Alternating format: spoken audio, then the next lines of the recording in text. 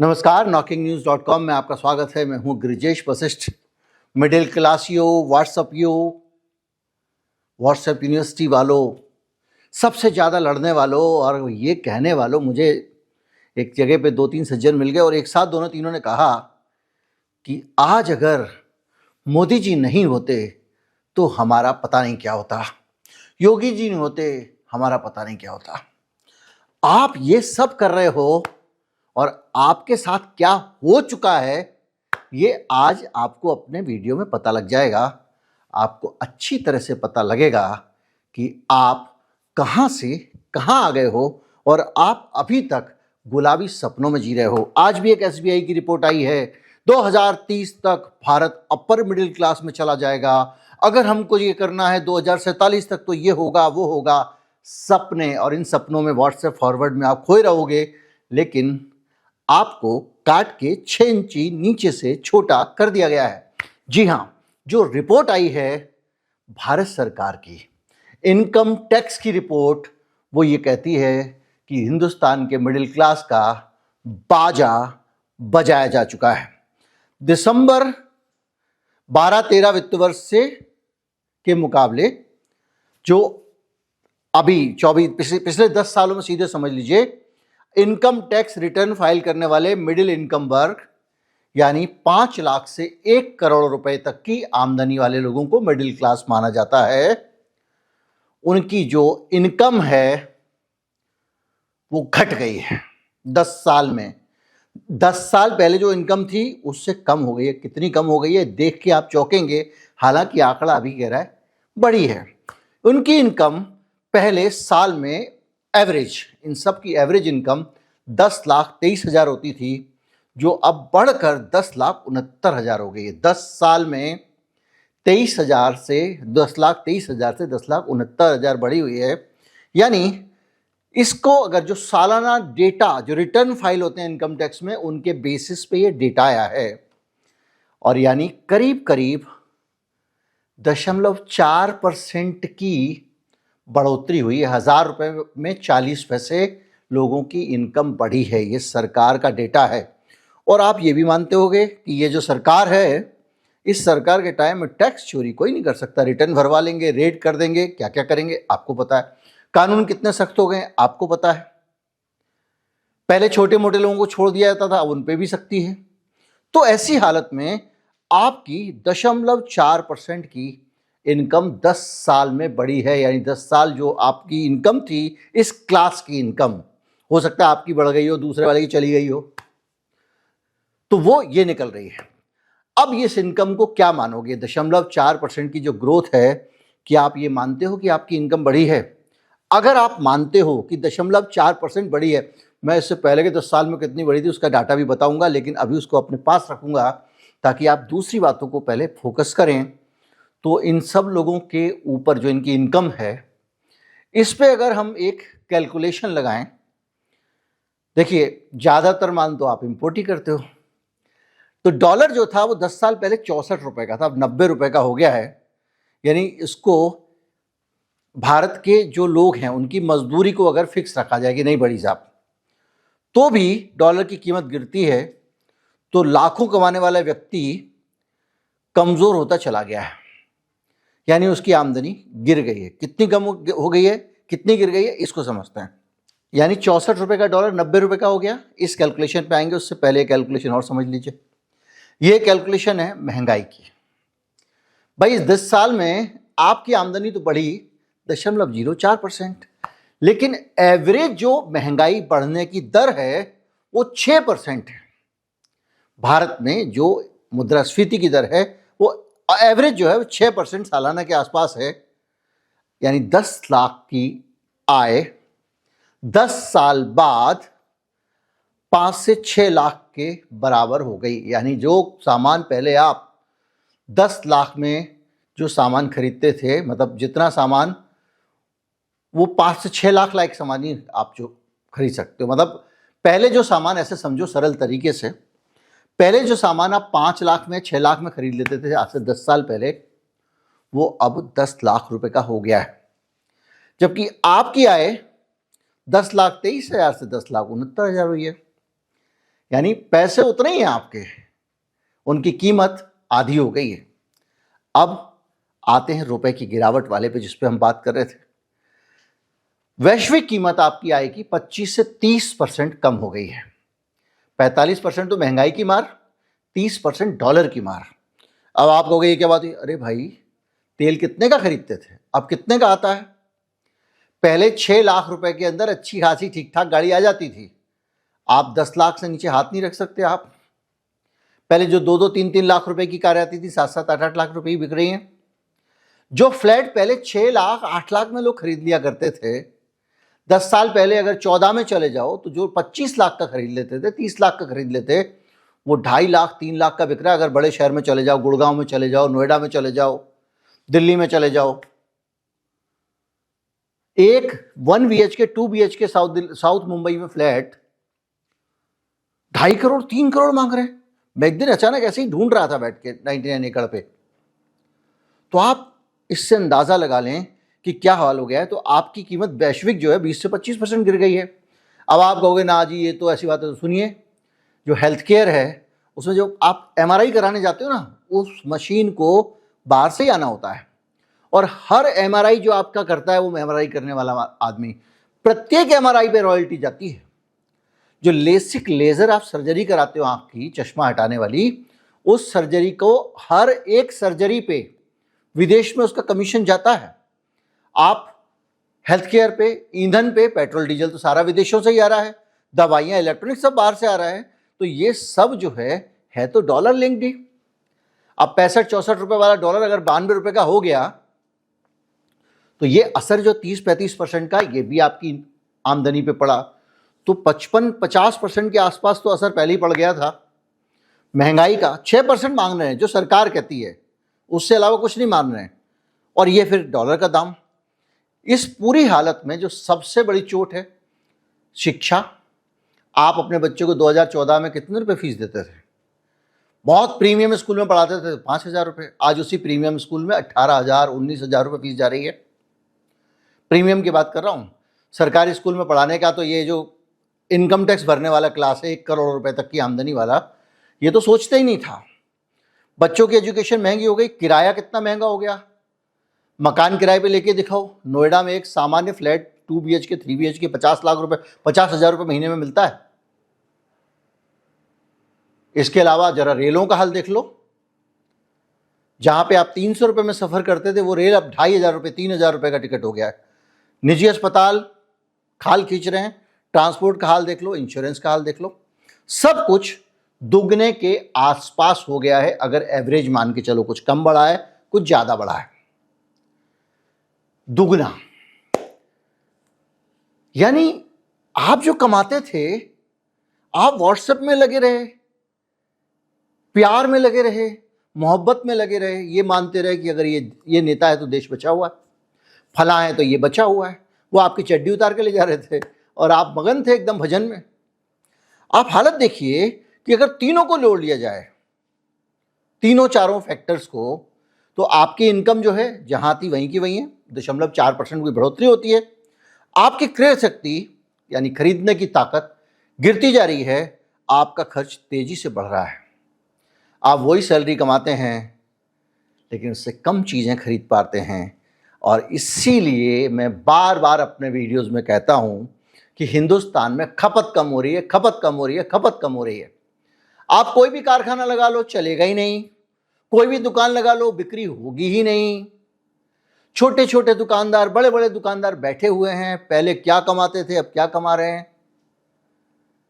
एक हमारे परिचित हैं, कपूर साहब चश्मे वाले, उनकी दुकान पे 10 साल पहले 7-8 लोग रहते थे, पूरा शोरूम था बड़ा, 8 लोग। आज घर के लोग चला रहे हैं 2-4 मिलके बस। उनके यहां पर उन्होंने अपने लड़कों को दूसरों से रिक्वेस्ट कर करके कि भाई मेरा बड़ा पुराना लड़का है, अब मैं इसकी मेरी जरूरत नहीं, अपने यहां रख लो। जो जानकार थे, और ये कहानी हर दुकानदार की है। और इसी तरह से अगर आप देखें तो जो आप कमाते हैं उससे आप कम चीजें खरीद पा रहे हैं, इनकम उतनी है। अब मिडिल क्लास की दिक्कत क्या है, ये जो 5 लाख से 1 करोड़ वाले की, कि इसको रोज रोज तो टीवी खरीदना नहीं होता, इसके पास तो घर पे ऑलरेडी है, तो इसको कम एक्सपोजर हो रहा है मार्केट का, लेकिन इसको ये तो दिखाई दे रहा है ना भाई कि पहले दूध कितने का था अब कितने का आ रहा है। इसको ये तो दिखाई दे रहा है कि पहले टमाटर कितने के थे अब कितने के आ रहे हैं। और इन सब चीज़ों को छोड़ दें तो रोटी कपड़ा मकान खरीद के देख लो। तो इस पूरी चीज़ के बीच में और ऊपर से रिटेल लोन, क्रेडिट कार्ड का बकाया, पर्सनल लोन, ये सब रिकॉर्ड स्तर पे पहुंच गए हैं। ये रिकॉर्ड क्यों बना, ये अपने आप में बताता है कि हमारे जो भाई लोग हैं वो जब वहाँ से मुक्त होते हैं अंगूठे से और देखते हैं ज़िंदगी की हकीकत, तो लोन में चले जाते हैं। मैंने पिछले दिनों एक वीडियो बनाया था और आपको बताया था, पूरे आंकड़े थे उसमें कि किस तरह से लोग लोन में फंसते जा रहे हैं और बैंक असुरक्षित लोन के ट्रैप में फंस गए हैं। यानी बैंकों को, आदमी की जो कैपेसिटी होती है उसमें उनकी पूरी आमदनी का 40% से ज़्यादा लोन उनको नहीं लेना चाहिए। सारे लोग 50%, 60% तक जाके लोन ले चुके हैं अपनी आमदनी का। जरा सा जिंदगी का झटका लगता है, लोन नहीं चुका पाते हैं। और यह सिचुएशन इसलिए है क्योंकि उनके पास में आमदनी अठन्नी, खर्चा रुपया है। चौथी सबसे बड़ी अर्थव्यवस्था हम बनने जा रहे हैं। तो भैया कहाँ से बन रहे समझ नहीं आ रहा है। फैक्ट्री चल नहीं रही है, फैक्ट्री अपने लोगों की तनख्वाह नहीं बढ़ा पा रही है, तभी तो ये हाल है। जो नई नौकरियां आ रही हैं वो रोजंदारी से भी बढ़ के हैं। मतलब आप सोचो, गिग, आप जाओगे सामान दे के आ जाओगे, आपको कुछ पैसे उसमें से मिल जाएंगे। पूरे समय वो यही भाग रहा है, किसी का खाना लेके भाग रहा है, किसी का राशन लेके भाग रहा है, ये कर रहा है वो। ये नौकरियां रह गई हैं। और शाम को जाके पैसे कितने हाथ में आते हैं? 200 रुपये, 250 रुपये। 12-12, 14 घंटे काम करने का उसका घर से नहीं चल रहा है। और सरकार कह रही है जीडीपी बढ़ रही है, कॉर्पोरेट के मुनाफे भी बढ़ रहे हैं, इसमें भी कोई शक नहीं है। टैक्स कलेक्शन बढ़ रहा है और जीएसटी में भी कलेक्शन बढ़ रहा है। मतलब ये आदमी सोचिए, इसकी इनकम नहीं बढ़ी है, इसको हर तरफ से लगातार छीला जा रहा है। डॉलर अपना ले गया, महंगाई अपना ले गई, सरकार अपना ले रही है, और मिडिल क्लास इस व्हाट्सएप के फॉरवर्ड में डूबा हुआ है कि देश अमीर हो रहा है और उसे ये नहीं पता कि कमाने वाला मिडिल क्लास गरीब हो गया है। महंगाई आपको गरीब बना देती है, आपका स्टैंडर्ड ऑफ लिविंग घटा देती है, आपका स्तर घटा देती है। आपकी आमदनी उतनी ही होती है पर आपकी परचेजिंग पावर कम हो जाती है। ये आंकड़ा मैंने जितना भी निकाला, ये आयकर विभाग का आंकड़ा है और ये आंकड़ा कहता है कि लोग लगातार जीवन यापन को अपने कठिन देखकर अपनी ज़रूरतों को समेट रहे। तभी तो मैं अक्सर कहता हूं, अब 1 करोड़ रुपए तक के फ्लैट की डिमांड न को, 50-60 हज़ार रुपए तक की बाइक की डिमांड न को। किसानों की खपत कम हो गई, ग्रामीण खपत कम हो गई है। नेस्ले जैसी, आईटीसी जैसी कंपनियां रो रही हैं। उस खपत को बढ़ाने के लिए सरकार ने जीएसटी कम किया था। उसके बावजूद पहले जब 2 महीने में तो बड़ा असर दिखाई दिया, लेकिन कंसिस्टेंट असर तो जब आएगा तब जनता के पास पैसे जाएंगे। जनता के पास पैसे नहीं जा रहे हैं, जो मैं कहता रहता हूं उसका सबूत ये और आ गया है। कुल मिला के आपको कागज पे लगता है भाई चलो कुछ तो इनकम बढ़ गई, पर खर्चा जो बढ़ गया है उसके मुकाबले तो इनकम बढ़ नहीं रही है। और आप अपनी नौकरी की खैर मना रहे हो और आप इससे भी कम पैसे में काम करने को तैयार हो। आज आपकी कंपनी कहेगी नहीं भाई, आपको जो हम 50,000 रुपये देते हैं हम तो कल से आपको 40 देंगे। बोलो 4 दिन टेढ़े मेढ़े होकर अगर चले भी जाओगे दूसरी जगह नौकरी नहीं मिलेगी। और आपको इतना जोता हुआ ईएमआई के पूरे जाल में कि आपका इंक्रीमेंट नहीं होता। जी सर।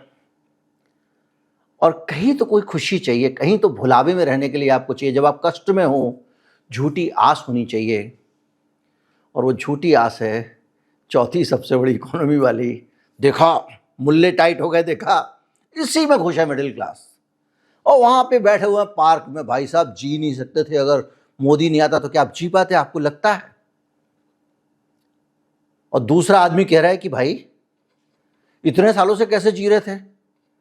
बोले ये देशद्रोही है, ये मौलाना ये चल रहा है, इसी में बीते हुए हैं। हालत ये है कि अगर आप पुराने आंकड़े निकाल लो, जो मैं पिछले आंकड़ों की बात आपसे कर रहा था, तो ये भी तो देखें।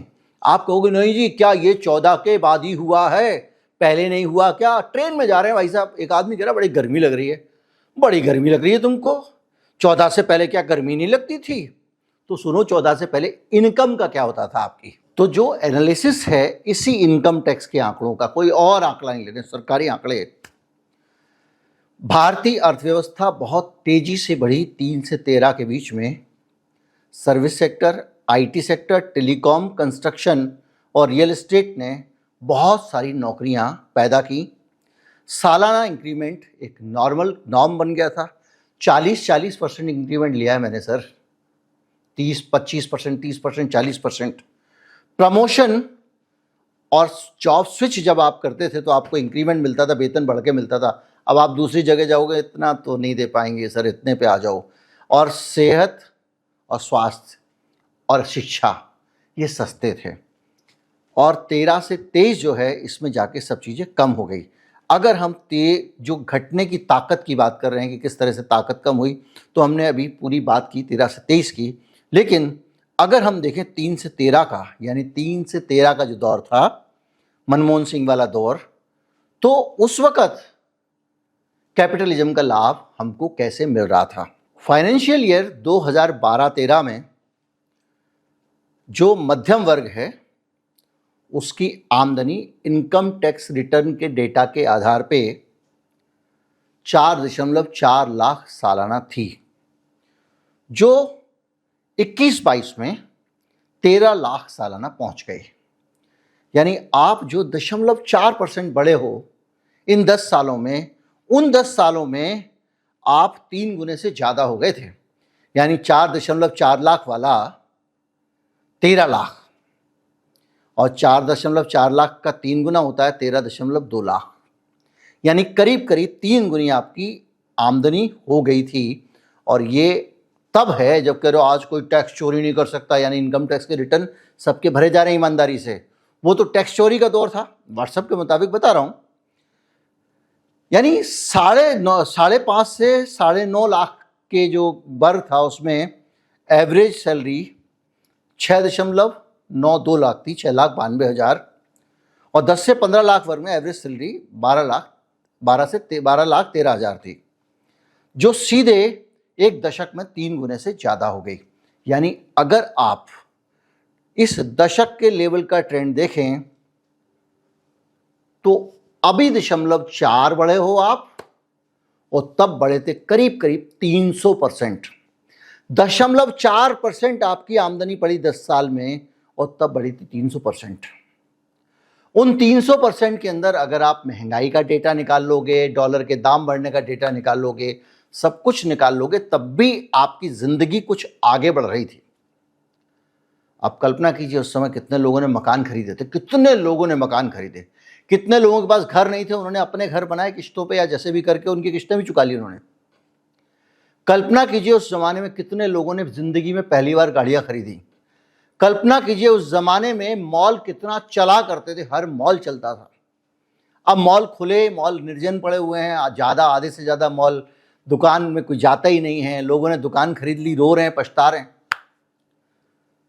और ये पूरी सिचुएशन जो है हमारे सामने, बहरहाल जब आप मगन थे, डूबे हुए थे, मिडिल क्लास जी, 1 करोड़ की आमदनी वाली बात कर रहा हूं, साल के 1 करोड़ वाले की, उस तक 5 लाख से 1 करोड़ वाले तक सभी आ जाते हैं मिडिल क्लास में।